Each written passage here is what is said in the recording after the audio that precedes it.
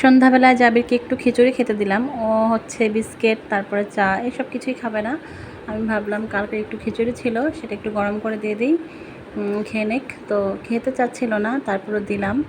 আর এই তো এখানে আমি চালের একটু আটা তৈরি করে নিয়েছি, চাল ব্লেন্ডার করে এখানে একটা ব্যাটার তৈরি করেছি। তো এটা হচ্ছে খোলাজা পিঠা তৈরি করব আজকে। এই পিঠাটা আমি কখনো তৈরি করিনি, ইচ্ছা করলো যে আজকে তৈরি করি আর বন্ধুদের মাঝে একটু শেয়ার করি, যেহেতু এটা আমি প্রথম তৈরি করছি। আর এখানে আমার অনেকটা কাজ আছে, এখানে থালাবাটি আছে, এগুলো আগে একটু ধুয়ে নেব, পরিষ্কার করে নেব, তারপরে হচ্ছে পিঠাটা তৈরি করে নেব। আর এই যে কাজকর্ম সব শেষ করে এখন পিঠার ব্যাটারটা তৈরি করতে চলে আসলাম। ঘরে ডিম নেই, একটাই ডিম ছিল, এখানে অনেকগুলো ডিমের দরকার ছিল। তো দেখি একটা ডিম দিয়ে হয় কি না। এক হাতে ক্যামেরা আর হচ্ছে লবণ দিয়েছি আমি কিছুটা, আর তো আমি ক্যামেরাটা রেখে এখন পিঠার ব্যাটারটা তৈরি করব। এখানে কিছুই না। তো দেখা যাক নোয়াখালীর সেই বিখ্যাত খোলাজা পিঠা আমার হয় কিনা।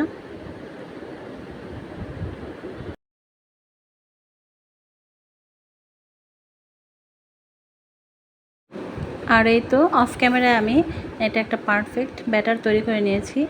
এটা আসলে চিতই পিঠার যে ঠিক তেমনই একটা ব্যাটার আমি তৈরি করেছি। শুধু এখানে ডিমটার যে একটা আরও ডিমের যে প্রয়োজন ছিল সেটা বোঝা যাচ্ছে, কালারটাই চেঞ্জ হয়ে যায় অনেকগুলো ডিম দিলে।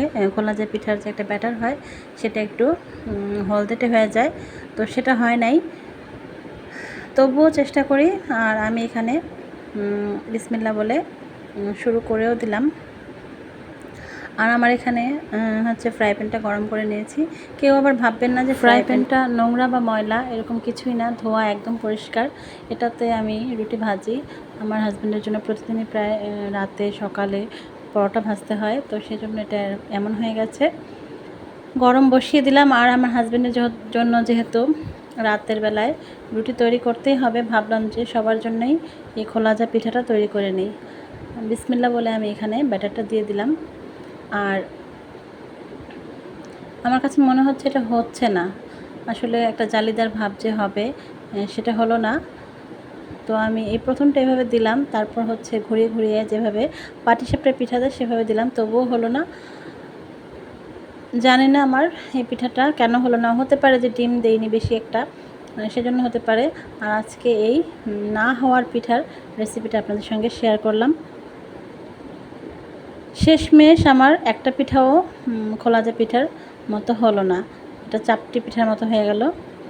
তো কি আর করা, এই তো দেখুন একটা একটা করে আমি অনেকগুলো পিঠা ভেজে নিয়েছি। তো কি আর করা, কিছু করার নেই, চাপটির মতো হলো, তবুও খাওয়া যাবে। আসলে গরুর গোশের তরকারি আছে, ঝোল, এগুলো দিয়ে ভালোই লাগবে, খারাপ লাগবে না। আজকে আমার এই খোলাজা পিঠাটা না হবার পেছনে কি কারণ থাকতে পারে আমার বন্ধুরা কমেন্ট করে জানাবেন। আর এই যে আমার শেষ পিঠাটা আমি উঠিয়ে নিলাম। আর এই দেখুন এতগুলো পিঠা আমার হয়েছে, প্রায় 12-13টা পিঠার মতো হয়েছে। আর একটা পিঠাও জালিদার হয় নাই, একটা পিঠাও খোলাজা পিঠার মতো হয় নাই। আর আমার ভীষণই খারাপ লেগেছে যে পিঠা তৈরি করতে গেলে দেখবেন যে যখন পিঠা না হয়, ওই রকম যেটা বানাতে যাচ্ছে সেরকম যখন না হয় তখন খুবই খারাপ লাগে। আর আমারও তেমনটাই লাগছে, তবুও এটা তো খেতেই হবে। এটা আমি রাতে আমরা আজকে ডিনার করব এই খোলাজা এই পিঠাটা দিয়েই। তো আমি এটাকে বারবার খোলাজা পিঠা বলছি, এটা খোলাজা পিঠা এখন আর নেই, এটা চাপটি পিঠা হয়ে গেছে। আর পিঠা তৈরি করার পরে আমি এখন চকলেট খেয়ে নেব, আমি আর জাবির। আর সবাইকে অনেক ধন্যবাদ আমার এই ভিডিওটা দেখার জন্য। লাইক দিয়ে সবাই আমার এই ছোট্ট ভিডিওটা দেখবেন, সবাই আমার পাশে থাকবেন। সবার জন্য অনেক দোয়া রইল, আর আমার জন্যও দোয়া করবেন। আর এই তো চকলেট নিয়ে নিচ্ছি, এখন চকলেট খাবো।